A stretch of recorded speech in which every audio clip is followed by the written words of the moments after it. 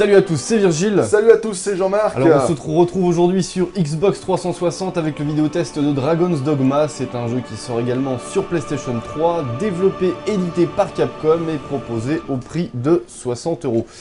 Alors, Dragon's Dogma, un petit point quand même pour vous rappeler de quoi il s'agit. C'est quand même une nouvelle licence qui, dans le cas de Capcom, est assez rare, faut bien le souligner. Ouais, ça se rapproche de...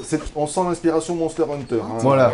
Assez rapidement. Donc voilà, Capcom a de l'expérience dans le domaine. Ceci dit, ça reste un RPG japonais, mais qui est quand même très influencé par l'Occident, on va dire, voilà, par l'école occidentale du... L'environnement est très occidentalisé, on a un monde qui nous est familier, oui, on va dire, immédiatement, avec, ne serait-ce que par les villes, les classes de personnages, le bestiaire, les accoutrements, ça c'est très médiéval fantastique, c'est très occidental effectivement, mais malgré tout, le jeu recèle derrière et cache vraiment son identité japonaise. Dans ses mécaniques principales de jeu quand même. Donc voilà pour le petit topo de départ, on va attaquer ce vidéo test selon nos 3 thèmes habituels. On va commencer par le contenu, on enchaînera avec le gameplay, on terminera sur la réalisation. C'est parti pour le contenu. Alors question contenu, petit pitch de départ sur le scénario. On va faire simple, un dragon débarque, voilà. T'arraches le cœur, tu restes en vie, tu deviens l'insurgé. Voilà, donc c'est lui là. Voilà. Et puis, voilà, au tout début du jeu, on est accueilli par un premier pion qui se présente à nous et qui nous dit qu'il est un pion, que nous sommes l'insurgé. Et donc les questions se posent évidemment. Pourquoi sommes-nous toujours en vie? Tout à fait. Et qui sont ces pions? Et qui sont ces pions, voilà. Donc c'est un peu la trame de départ qui va nous guider. À travers ce monde ouvert et vaste, hein, comme on peut le voir depuis tout à l'heure, là je me promène, je me balade. Je pourrais rentrer dans le bâtiment, là dans le petit fortin, mais bon ça ferait un petit temps de chargement, donc il ne sera pas nécessaire. Donc voilà, depuis le début, là je marche, je me promène. Donc là on est en plein jour, donc on voit la vie qu'il y a dans ce monde, les paysans qui vaquent à leurs occupations, on peut leur causer si on a envie. Donc c'est un monde ouvert, une carte immense, il y a un cycle, bon tu as mentionné le jour, mais il y a un cycle jour-nuit cohérent. Par exemple, on peut vite fait aller voir la carte dans le menu. Voilà. Donc un petit temps avant qu'elle apparaisse, bon là on est sur des bugs. Hein, d'accord, oui voilà. C'est un peu quelques contraintes, voilà. Donc là en fait on a commencé ici, on vient de se diriger par là et on peut, voilà, là c'est la capitale vers laquelle nous dirigeons actuellement. Et ainsi de suite. La carte se dévoile au fur et à mesure, donc elle est quand même assez immense. Ah oui, effectivement. Ouais. Pour ceux qui voudraient la comparer un peu à Skyrim, quasiment de la même ampleur. D'accord, hein. Ok. Donc tout à patte, pas de monture, donc effectivement, le monde au global. Et puis bien sûr, quand on est dans une ville, on peut carrément zoomer sur la ville et voir exactement le plan. Donc voilà pour un monde donc, très ouvert. Alors on va s'intéresser à ce groupe de personnages, donc 4 personnages. Le héros, le pion principal, donc celui j'imagine que tu rencontres au début de l'aventure. Non, alors celui qu'on rencontre, non, c'est celui qu'on crée. D'accord. Celui qu'on rencontre au bout de l'aventure, c'est un pion normal, dont on va se séparer plus tard. Voilà, par exemple Moonshine, là, c'est celui que j'ai créé, qui m'accompagne tout au long de l'aventure, qui évolue en même temps que moi, que je peux équiper de nouvelles compétences, de nouvelles armes. Donc lui, il t'accompagne tout le long. Lui, tout le long. Et voilà. les 2 autres, tu peux par contre les changer. Complètement, ils sont complètement interchangeables. On verra ça dans la deuxième partie de ce vidéo test. Alors, on a vu les personnages principaux, maintenant le bestiaire. Alors le bestiaire c'est quand même très varié, avec souvent en plus des créatures de taille, on va dire, respectable, si c'est gigantesque. Bon, là, des loups, bon voilà, forcément des loups ça reste de taille assez modeste, mais voilà, le bestiaire est donc non seulement varié, mais en plus avec des créatures qui peuvent atteindre des proportions assez gigantesques. Il m'a chopé. Alors ça c'est ce que j'aime bien, c'est des petits ralentis qui montrent un certain focus sur l'action. Et pareil, on en reparlera tout à l'heure quand on abordera les combats dans le jeu. Alors, donc voilà pour le bestiaire. Alors la création de ces personnages est très poussée, on l'a dit. On a 3 classes de base. Guerrier, rôdeur et sorcier, et au final ça se développe pour atteindre un total de 9 classes. C'est-à-dire que les classes en fait peuvent être combinées 2 par 2, c'est-à-dire qu'on peut avoir un rôdeur magicien plus tard. Ce sont des évolutions, donc on obtient des points pour améliorer ses compétences dans le jeu, et ces points de compétences permettent aussi de changer de classe. D'accord. Alors, c'est un point qui a fait un petit peu... j'allais dire polémique, mais pas vraiment polémique, mais en tout cas les gens s'y sont trompés au départ. Non, Dragon's Dogma n'est pas un jeu en multijoueur, c'est un jeu solo avec une petite dimension sociale. Voilà, c'est-à-dire que les pions, en fait, sont communs à tout le monde. Donc on a notre pion principal, et c'est la particularité de ce pion principal, c'est qu'on va pouvoir le partager. D'accord. C'est-à-dire que si quelqu'un nous connaît, notre gamer tag ou DPSN, il va pouvoir rechercher dans la zone spéciale dans la faille où sont tous les pions, le nôtre par exemple, le recruter, jouer avec lui. D'accord. Et une fois qu'il aura fait ça, quand nous attaquerons notre partie, nous pourrons le récupérer. Et là, nous bénéficierons de certains avantages, notamment de nouvelles connaissances qu'aura pu apprendre ce pion. D'accord. 2 points de compétences qui nous serviront aussi pour justement évoluer. Donc ça, c'est une petite dimension sociale qui n'est pas prévue d'origine. Pas donc le runner. Ah ouais, non, j'aime bien, c'est un style assez dynamique. J'avais commencé par un guerrier au début, donc bien parce que le guerrier avec son bouclier se protège, etc. Mais le rôdeur a la classe. Ça a la classe. Quoi. Ouais, il a effectivement la classe. Donc voilà, une dimension sociale plutôt bien pensée pour le coup. Donc on a une multitude de quêtes qui nous attendent dans ce vaste monde. Des missions et objectifs avec quand même pas mal de farming également. Ouais, donc mission et objectifs, quête secondaire, mission, quête principale, objectifs. Donc ça permet de vite suivre le truc. Donc par exemple, si je vais dans mon journal, je vais pouvoir voir mes quêtes. Donc voilà, ça c'est les quêtes en cours. Donc il y en a quand même un petit paquet. Donc mission et objectifs. Et celles complétées, il y en a déjà aussi un bon paquet qui ont été faites. Et donc on peut voir là le fameux farming dont je parlais. Tuer 10 créatures, 30, 10, voilà, les missions c'est surtout ça, c'est pour évoluer, faire leveler son personnage, pour qu'il apprenne puisse apprendre de nouvelles compétences. Là je vais me faire soigner par le magicien. D'accord. Et donc il y a quand même de quoi faire. Voilà, et notamment récupérer des objets pour améliorer ses équipements. Enfin voilà, c'est pas quelque chose à négliger parce que l'évolution de ton personnage, ça reste une mécanique de jeu japonais. Donc tu prends un Final Fantasy, tu prends un Dragon Quest, plus Dragon Quest que Final Fantasy d'ailleurs, il faut leveler pour progresser. Il y a certaines quêtes qui vont nous coincer parce que voilà, on n'est pas assez équipé, on n'est pas assez puissant, et pour y arriver, il va falloir taper. Ça c'est un pion qu'on peut recruter si on discute avec lui. D'accord, ça c'est plutôt sympa. Ouais, on en rencontre partout. Voilà pour ce qui est du contenu, je pense qu'on a fait le tour. On va pouvoir maintenant s'attaquer au gameplay. C'est parti.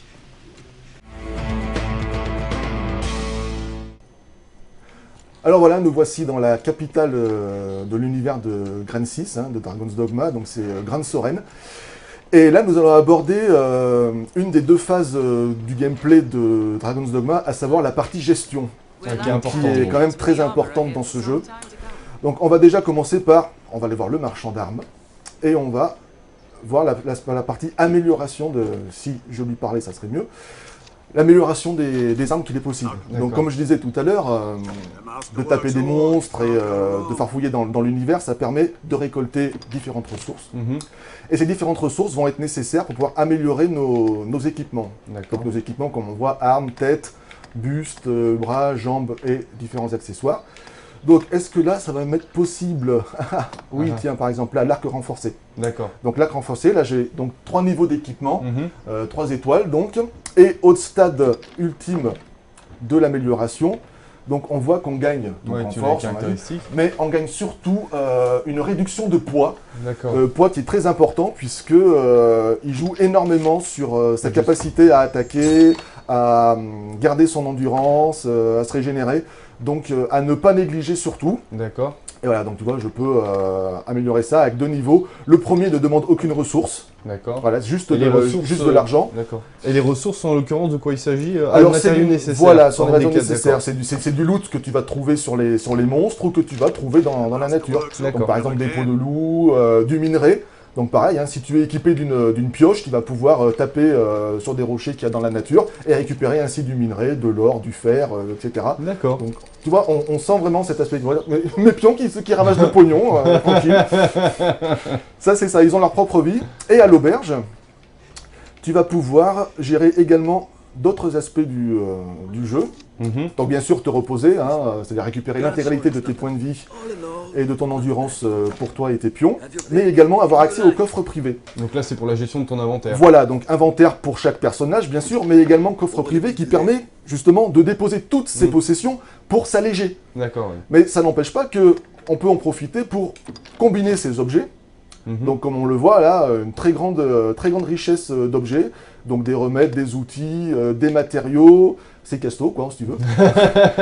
Et voilà, donc on va par exemple prendre les remèdes, des théraplantes qui sont à la base des objets de soins. Donc on peut le voir, un cible unique, un seul personnage, combinable, on peut le modifier avec un autre, et qui soigne de la vie en petite quantité, d'où le petit P. Ça c'est l'endurance, etc. Donc on va cliquer dessus, le sélectionner, et voilà. Et je peux le combiner avec différents objets de mon inventaire.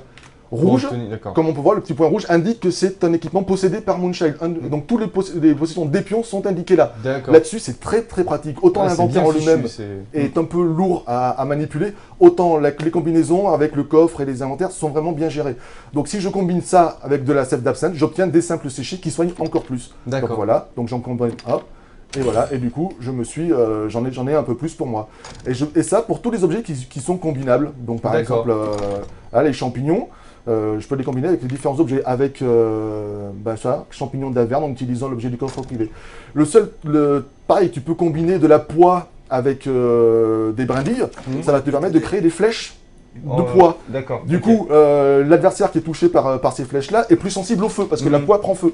Enfin, c'est complètement, c'est vraiment, les possibilités sont très très riches. Donc on peut retirer des équipements également pour les distribuer à ces pions. Parce qu'il faut bien penser à les équiper parce que eux, automatiquement, ils vont gérer leur inventaire. Te soigner, se soigner. Donc un élément à ne pas négliger. On peut, ses compétences, donc en apprendre ou s'équiper avec. Donc on apprend avec les points qu'on gagne en combat. Donc voilà, donc tout un tas de compétences accessibles. Donc là c'est la dague vu que je suis un rôdeur. Donc j'en ai tout un paquet. Avec des évolutions de certaines qui les rendent plus puissantes, plus performantes. On a également, donc pour toutes les armes, les compétences de classe qui sont propres aux rôdeurs, propres à chacune d'entre elles. Donc ils vont pouvoir courir plus vite, faire des attaques spéciales, et des talents qui, voilà, pareil, eux, ce sont des avantages qui sont procurés. Voilà, celui-ci augmente les dégâts infligés par les effets négatifs non archimagiques, augmente l'efficacité des objets de guérison. Donc pareil, donc ça coûte des points de classe pour en profiter. Donc tous, même les pions, on peut en les sélectionner et on peut s'équiper de compétences. Donc là pareil, on en a 3 qui sont affectés aux différents boutons pour l'arme principale, pour l'arme secondaire et également pour ses talents. Encore une fois, c'est quand même assez riche. 6 talents possibles. Après, il faut jongler. C'est-à-dire que si tu bloques sur une quête ou sur un groupe de monstres que tu n'arrives pas à battre, eh ben, tu reviens ici, tu changes tes compétences, tu modifies, tu changes ton style de jeu, tu modifies les sorts des pions, voilà. Et tu peux changer de classe, donc les fameuses classes dont on parlait. On commence par chasseur, sorcier, par rôdeur, guerrier et mage. Et après, ben, on peut évoluer, on peut passer champion, on peut passer chasseur, donc c'est ce que j'ai fait. Je suis passé chasseur. Du coup, terminer les arcs courts que des arcs longs, ça coûte une blinde. Et puis voilà, les biclassés, donc le paladin qui est un mélange de magicien et de guerrier, l'assassin qui est un mélange de guerrier et de rôdeur, et ainsi de suite, quoi. Voilà, donc de nouvelles compétences à apprendre, et quand on change, on garde les anciennes. Donc du coup, on peut se créer un personnage et évoluer et vraiment avoir un personnage vraiment puissant au bout d'un moment. D'accord, donc une très grande richesse aussi à ce niveau-là, au niveau de la gestion. Là, on va aller faire un petit tour pour nous expliquer un peu tout ce qui tourne autour des pions. C'est ça, c'est le troisième aspect gestion, c'est-à-dire que nos pions, on les aime bien, ils sont efficaces, ils sont performants au combat, ils expliquent un peu ce qu'il faut faire, ils apprennent des lieux, mais ils évoluent pas. Ils n'évoluent pas, ils ne changent pas de niveau. Donc le seul moyen de les faire changer de niveau... Là on parlait bien que des 2 autres pions. Les 2 autres pions, voilà. Évoluer en même temps que toi. Toi t'es niveau 20, si t'as pas fait gaffe et que t'as regardé le pion du début, il est toujours niveau 6-7. Ah oui, d'accord. Donc c'est étonnant ça quand même. Il sert plus à rien. C'est ce côté interchangeabilité qui est favorisé. Donc par exemple, on a ces panneaux là qu'on a déjà vu à l'auberge qui sont source de quêtes. D'accord. Et donc les pions sont recrutables en route, on en a croisé quelques-uns dans ce début. Et donc là, lui il a une quête, une information sur une quête. Et ils ont leur monde à eux, dans lequel on peut aller pour les recruter. Ah d'accord, donc tu te téléportes dans un autre monde pour les recruter. Voilà, exactement. Où là, ils vont être générés. Donc ce qui est assez bizarre, c'est que par exemple, à un moment, j'avais besoin de 2 magiciens. Donc je voulais changer mes 2 précédents par de nouveaux, pour les mettre à niveau et avoir un groupe optimal. Eh ben, je me suis retrouvé avec une génération ici de rien. Il n'y avait pas de, voilà, j'avais un guerrier, voilà, ils viennent vers moi. Donc tu vois, petit à petit, ils vont apparaître dans cette zone. Donc là, on a, voilà, hop, ils arrivent. Et donc c'est ici qu'on peut également recruter les pions des autres. Donc systématiquement, quand tu te rends dans cet univers-là, les pions qui vont s'avancer vers toi auront ton niveau. Voilà, eux au moins sont de mon niveau, ne coûtent rien à recruter, 0. Et on peut passer leur vite fait voir un peu à quoi ils ressemblent. D'accord. Donc tu vois, guerriers, rôdeurs, femmes, on a les coups principaux à leur disposition. D'accord. Et donc là dans l'eau, tu as des pions qui viennent de parties d'autres Voilà, joueurs. et qu'on peut rechercher également. Il y a un menu, quand on quitte cette zone, il y a un menu qui propose de rechercher. Donc si on s'intéresse plus précisément à un pion, on lui parle, et là, très important, il faut bien examiner ça, parce que ça c'est très important, c'est ce qui va permettre de savoir ses caractéristiques principales, ses techniques, ses résistances, ses pouvoirs dont il dispose, est-ce qu'ils vont nous être utiles ou pas, quoi. D'accord. Voilà, son équipement de base, ses connaissances sur les différentes créatures. D'accord, oui, c'est donc... ainsi que sur les quêtes. C'est très détaillé. Donc, quelqu'un qui connaît bien une quête ou qui connaît bien une région, comme là, va pouvoir te dire qu'à tel endroit, il y a peut-être des ressources intéressantes à aller chercher, qu'il y a peut-être une grotte à faire fouiller. Voilà, donc le choix se fait vraiment pas un peu de manière désinvolte, quoi. Non, c'est pour ça que je parle de gestion, parce qu'il faut prendre le temps de les examiner, presque un par un, pour être bien sûr de ses choix. D'accord. Donc tu vois, là, j'ai pas eu de magicien. Donc si j'avais voulu recruter des magiciens, je devrais ressortir et re-rentrer. Alors, est-ce que c'est pas un petit peu dommage, ça, de pas pouvoir, on va dire, entre guillemets, réactualiser le truc sans avoir à sortir, rentrer, voilà, sortir, ça c'est quelque chose qui est un peu dommage. Il devrait pouvoir proposer l'intégralité des possibilités et il ne le fait pas. Et donc quand on quitte, voilà, on peut faire une recherche par le classement, les pions spéciaux. Et donc si on fait une recherche, voilà, par niveau, liste de favoris, les pions recrutés, les pions d'amis. Donc ça te permet quand même éventuellement si les pions présents là dans l'espace ne te correspondent pas, tu peux quand même faire une recherche. Voilà, tout à fait, pour trouver quelque chose qui te convient. Ça reste quand même un bon palliatif. D'accord, très bien. Et donc maintenant, on va aller aborder la deuxième partie du gameplay. C'est riche, mais il y a beaucoup de choses à dire, donc c'est les combats évidemment. Alors on attaque directement dans le vif du sujet, puisque tu te rends sur cette rive pour aller corriger quelques sauriens. Voilà, donc alors si on fait attention, on peut les entendre, le petit bruit là. Ah ouais, en fait ils roupillent les mecs. Ils roupillent, voilà, ils sont au soleil en train de se faire dorer la pilule. Donc en fait, ce qui est intéressant, donc on l'a dit, un monde vaste, mais aussi bien différents types de monstres selon les lieux visités. Là on peut le voir, ici sur ce donc là il y a des sauriens, et juste avant d'arriver ici, on s'est affronté quelques brigands. Donc là par exemple j'ai pris mon arc, et je vais utiliser Y pour justice sauvage, et tout d'un coup, hop, donc là, pouvoir spécial, et là je vais tirer 6 flèches d'un coup. C'est juste surbourrin quoi. Donc la distance importe.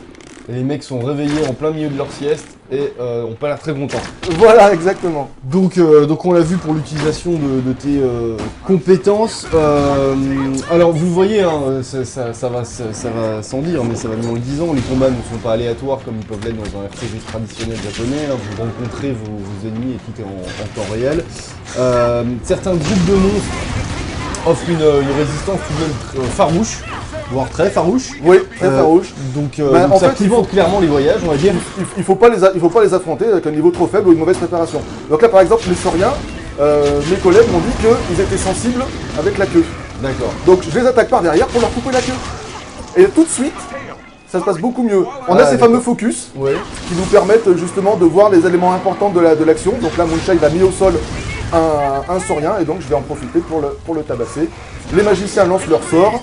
Très efficace, et voilà.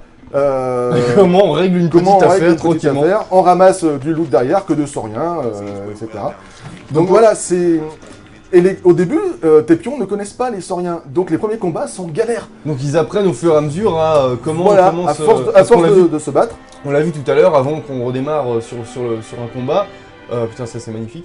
Donc je crois que c'est une de tes mages qui a dit j'ai appris une nouvelle technique pour affronter cette espèce. Cette espèce, je crois que c'était les fameux brigands qu'elle n'avait jamais rencontrés. T'as aussi des créatures pacifiques, hein. Tu vois là, t'as des bisons qui pèsent tranquillement dans les champs. C'est encore une fois un monde très vivant, très cohérent, et les rencontres se font de manière naturelle, que ce soit amicale ou ennemie. Et durant les combats, voilà, il faut aussi gérer son endurance. Tu vois ma barre orange qui diminue là, en combat, quand j'utilise mon coup spécial avec l'arc, elle diminue, et au bout d'un moment, si j'avais épuisé mon endurance, je me serais retrouvé incapable de faire quoi que ce soit. Et donc, plus sujet à m'en prendre plein la tête par les différents monstres qui pourraient peupler le coin. D'accord. Au niveau difficulté, donc c'est plutôt bien dosé dans l'ensemble. Et puis, bon, on l'a dit tout à l'heure, ça c'est quand même très japonais dans l'esprit. Quand ça ne passe pas, c'est du level. Et là, bon, t'es en session. Tu essaies de gagner un petit peu de force pour y revenir. Tu tapes des monstres, t'en profites au passage pour faire tes fameuses quêtes où il faut tuer 45 sangliers, une tonne de lapins.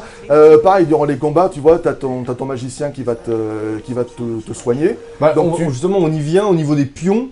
Globalement, leur intelligence artificielle, c'est un des très gros points forts du jeu. Ils ont une attitude qui est quasiment tout le temps la bonne, quoi. Qui est complètement cohérente. Voilà.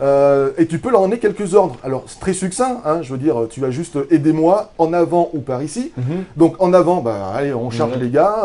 Par ici, attention, il y a du danger, venez, retrouvez-moi. Et aidez-moi. Là, ils vont gérer leur bordel, c'est-à-dire qu'ils vont utiliser leurs soins.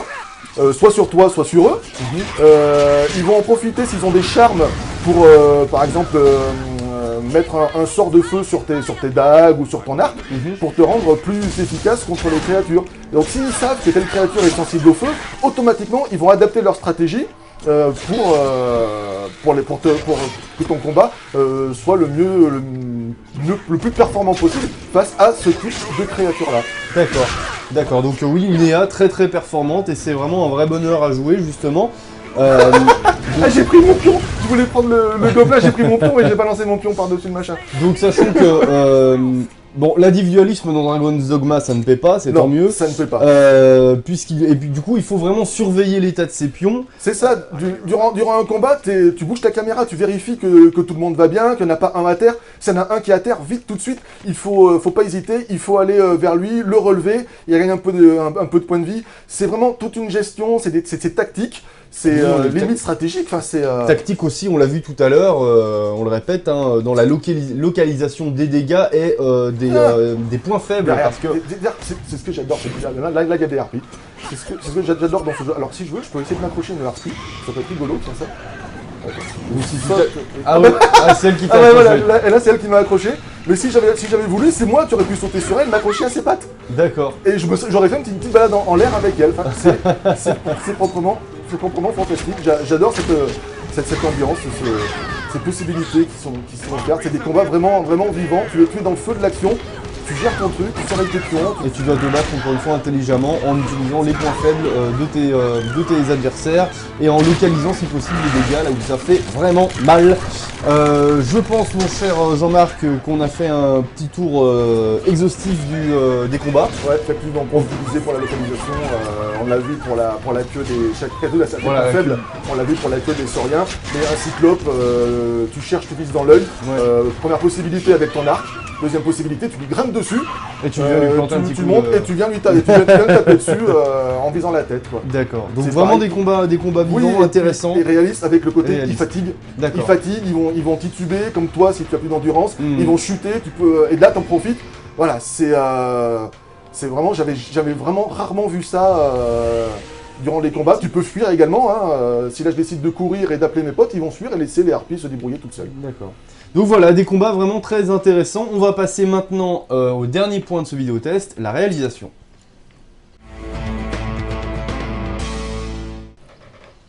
Alors question réalisation, on en a déjà parlé dans la partie sur les combats, donc on va pas forcément s'y attarder, mais l'IA vraiment, encore une fois, été c'est vraiment une des très grandes réussites. De il y a des pions et il y a quelque part des ennemis aussi. Des ennemis aussi. Je veux dire, une bande de grands loups va pas t'attaquer pareil qu'une bande de loups, va se focaliser sur un personnage. Voilà, comment ça s'appelle l'autre qui a qu'un œil là, le cyclope va utiliser One-Hog, va utiliser sa grosse massue pour faire des gros dégâts de zone. Voilà, c'est... D'accord, donc tout ça est très cohérent et plutôt très bien fait. Alors, au niveau purement technique maintenant, alors déjà, moi je pense qu'on peut peut-être s'arrêter vite fait sur la direction artistique. Globalement, c'est quand même, on l'a dit au départ, très occidental. Ouais. On est tout de suite plus ou moins en terrain connu, il n'y a rien très audacieux, mais c'est bien fichu. Voilà, on se retrouve avec un monde cohérent, avec des reliefs cohérents. On va faire une petite comparaison vite fait avec Skyrim. Skyrim, pareil, univers très vaste, seulement en dehors des montagnes qu'il y a tout autour de la zone, la région semble un peu plate. Là, on a des collines, des ravins. C'est un peu plus fouillé, je trouve, pour un univers aussi vaste. Sachant que ce qui est plutôt intéressant aussi, c'est qu'il y a non seulement une cohérence de l'univers dans cette topographie, mais une cohérence de l'univers aussi vis-à-vis de la vie qui l'anime, c'est-à-dire des PNJ qui vont vaquer à leurs occupations, qui vont rentrer chez eux, qui ont aussi 24 heures, les tavernes se remplissent la nuit, quelqu'un que tu as croisé à un endroit pour te donner une quête, tu vas lui rendre, il ne sera pas à cet endroit-là à t'attendre. Il vit sa vie, soit il est rentré chez lui, soit il est à l'auberge. Voilà, c'est un plaisir d'y séjourner dans ce monde pour ça aussi, parce que voilà, on a vraiment l'impression d'un monde vivant. Donc là, on l'a vu, il faisait pas très beau, le vent souffle, on a l'herbe qui bouge, les arbres. Et là, la nuit est tombée, et on vient de tomber sur un autre style de créature qu'on n'avait pas vu jusqu'à présent, parce que n'était pas... parce que voilà, parce qu'il faisait jour. Donc là, je me suis gouré de boutons, ça arrive. Voilà. Et là, donc la nuit arrive, je vais utiliser ma lanterne, que je remplis avec la poix, la fameuse poix qui sert donc à plusieurs choses. Voilà, je l'utilise, je peux ajouter de la poix pour la remplir, et je peux l'utiliser, et là, hop. Donc là, tu sors la petite animation, donc voilà, on peut apprécier aussi la variété des animations. Rien que pour la poix, là, elle a pris son rein, elle l'a sorti, quand tu la reposes, elle ferme le petit goupillon pour éteindre la lumière. Donc il y a un souci du détail. Voilà, un souci du détail, une finesse des animations, variété. Et puis sur les créatures, c'est proprement hallucinant. Sur les petits lapins, bon bah c'est rigolo, mais sur un dragon, sur une chimère ou sur une hydre absolument gigantesque à l'écran, c'est impressionnant. Non seulement les textures sont bien foutues, donc la créature est jolie à regarder, mais en plus elle bouge de façon fantastique. Et donc c'est un vrai régal d'explorer ce monde. C'est pas un monde où tu vas faire 10 pas, tomber sur une créature. Tiens, là-bas, il y en a. Ça aussi, j'aime bien. Tu peux les voir à distance. Tu peux les contourner si tu as envie. Tu es vraiment libre de faire exactement ce que tu as envie au moment où tu en as envie. C'est assez impressionnant. Un vrai plaisir. Alors, visuellement parlant, pour là s'attarder surtout sur la dimension technique, donc on l'a dit, il y a une vraie richesse de panorama et de lieux, des jeux de lumière, on le voit surtout la nuit ou dans les grottes, qui sont vraiment impressionnants et qui participent beaucoup de l'ambiance. Il y a quand même quelques petits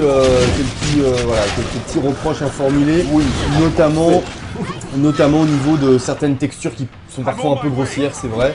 On n'a pas une finesse constante. Voilà, c'est des concessions qu'on pouvait s'y attendre, c'est effectivement le cas.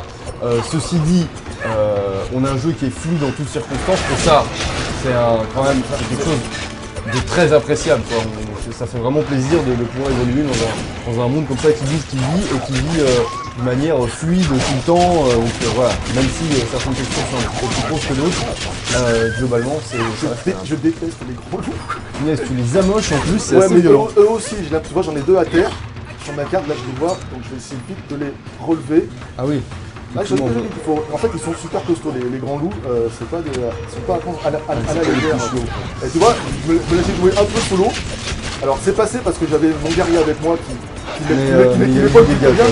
Mais ouh là là là là, ouais, c'est vrai champ de bataille. Bref, on revient donc à la réal. Alors, autre reproche, c'est 2 bandes noires, donc on se demande bien ce qu'elles vont faire ici. On voit bien là, parce que c'est une petite cinématique, un petit focus, mais qui sont quand même bien présentes en permanence. C'est un peu dommage, c'est un peu dommage. Alors, au niveau des temps de chargement, ça reste raisonnable quand même, malgré quand tu vois la vasteté des aires de jeu, les temps de chargement sont quand même tout à fait acceptables et viennent pas trop casser le rythme. Oui, alors après, effectivement, ils ont fait des concessions, tu vois, par exemple, dans Vigile, on va pas pouvoir rentrer dans tous les bâtiments, etc. Mais je vois pas vraiment où est le problème. Le jeu c'est comme ça, les bâtiments principaux sont accessibles, c'est suffisamment vaste, il y a suffisamment de choses à faire. La ville, il y a également les souterrains à explorer. Oula, c'est quoi là au fond? Ah bah ça c'est un ogre ou un cyclope dont je te parlais. Je te laisse te rendre auprès de lui. Voilà, ou pas. Histoire de crever pour respecter la grande tradition des vidéotests. Donc je vais en profiter pour aller vite, comme ça, avant que tu meurs. Autre reproche, les textes. Et puis en plus il y a des loups alors. Tous les textes sont en anglais, bon après... On peut reprocher que ça n'a pas été traduit, mais ceci dit, moi, enfin, j'entends depuis tout à l'heure, je trouve que les doublages sont vraiment très, très corrects. Ouais, les doublages sont corrects. Une bonne caractérisation des personnages avec l'accent, etc. Rassurez-vous, tout est évidemment traduit en sous-titres, donc ça, voilà, c'est accessible à tout le monde. On peut enlever, hein, le HD, oulala, je me suis fait bien amocher. Oula, oui, t'as souffert. Et puis oui, il y a quand même un dernier petit point sur la réalisation qu'on va mentionner, c'est le popping d'éléments de décor qui surgissent comme ça parfois. Alors, pas heureusement juste à vos pieds, un peu plus loin, mais il faut quand même le noter, sachant qu'il y a des disparités qui ont été constatées entre les versions PS3 et Xbox 360. Tu vois, ça c'est un objet que j'ai créé qui permet de soigner tout le groupe, donc je vais en profiter. Bah vas-y, je t'en prie. Pendant que tu fais ça, je pense qu'on va passer tout de suite à la conclusion. Donc, voilà, histoire de finir avant que je me fasse massacrer par cette pompe de loup agressive. Et ben c'est parti pour la conclusion. Alors ce fut un long vidéo test parce qu'il y avait beaucoup de choses à dire. Et il y aurait encore beaucoup à dire. C'est un jeu, donc vous l'avez vu, très très riche. Alors, c'est vrai que c'est un jeu qui a, entre guillemets, pas suscité la polémique, mais en tout cas qui a suscité des avis très divergents. Qui divise, voilà, qui divise. Mais moi je trouve de notre côté, c'est un coup de cœur, ça voilà. C'est clair et net. Tu vois, je reviens juste sur la façon preview qu'on avait eue. Les herbes, là, popées au sol, en permanence. La nuit, c'était une horreur. Ça ne le fait pas avec cette version finale. Voilà, il y a eu du travail. Il y a eu du travail de fait, vraiment. Et effectivement, comme tu le soulignais, nous ne pouvons pas juger la version PS3, hein, nous ne l'avons pas vue, nous ne l'avons pas eue. Donc voilà, pour l'instant, c'est uniquement ce que l'on a pu en entendre ou en lire à droite à gauche. Donc pour conclure sur ce Dragon's Dogma, donc on l'a dit, pour nous c'est un coup de cœur, voilà, c'est notre avis, hein, vous en trouverez d'autres ailleurs. En tout cas, de notre côté, on a vraiment été séduits par la très grande richesse de ce titre. Qui est couplé quand même à une durée de vie qui est vraiment incroyable. Hein, globalement, tu peux y passer quand même... Tu peux y passer des dizaines et des dizaines et des dizaines d'heures. Alors, on va parler d'une estimation, une bonne 50aine d'heures pour la quête principale. Et en faisant toutes les quêtes secondaires, en prenant le temps de se faire plaisir, en explorant le monde, en cherchant tous ces petits secrets, je veux dire, derrière un rocher, tu peux trouver un coffre et avoir un peu plus d'argent. Voilà, plus toutes les missions annexes qui sont à faire. Le jeu est aussi long. Aussi long que Skyrim. Je veux dire, j'ai passé 230 heures sur Skyrim. Je pense que j'en vais en passer au moins autant sur Dragon's Dogma sans problème. Donc voilà, donc vous comprenez que ça puisse susciter notre enthousiasme. Donc on a un titre quand même avec une réalisation globalement solide. On a quand même évidemment quelques petits points qu'on a mentionnés tout à l'heure qui nous chiffonnent, mais globalement ça reste quand même très convaincant. Sachant que on sait aujourd'hui que les développeurs japonais ont un peu de mal, de moins en moins certes, mais quand même encore un peu sur les ah ouais, excellent. Sur les consoles actuelles, là avec Dragon's Dogma, ils nous prouvent qu'ils peuvent faire des choses tout à fait honnêtes, même plus qu'honnêtes, vraiment réussies. Donc c'est un jeu qui marie. Je m'attaque à son œil et tout de suite. C'est un jeu qui marie très bien donc les traditions japonaises et occidentales du RPG. Et c'est, j'ai envie de dire, c'est pas une première, mais en tout cas ça montre qu'il y a encore vraiment de la ressource du côté japonais pour ce qui est des RPG. Voilà, un jeu avec des batailles épiques, proche de Skyrim on l'a dit en termes d'immensité de l'univers. Donc évidemment, vu la note que Jean-Marc lui a attribuée et vu ce qu'on vous en a dit durant tout ce vidéo test, c'est un jeu qu'on vous recommande très chaudement. Là je suis un peu seul sur le sommet. Mais c'est bien, tu fais de l'escalade, t'as l'air de t'amuser. Bon, voilà, bon, parce que là c'est un peu le combat perdu d'avance, ils sont tous morts et puis en bas il y a encore des loups. Écoute, avant pour t'épargner l'humiliation d'une défaite en fin de vidéo test, je pense qu'on va pouvoir s'arrêter là. En tout cas, un vrai coup de cœur sur Dragon's Dogma, nous on vous le recommande très chaudement. Allez-y, c'est un vrai bonheur de RPG. Voilà, avec un vrai challenge, un vrai défi. Allez-y, c'est de la balle. Voilà, c'est de la balle. Sur ce, on vous donne rendez-vous sur un prochain vidéo test, probablement moins long que celui-ci, mais tout de même. Allez, on vous fait de gros bisous et à bientôt. Ciao.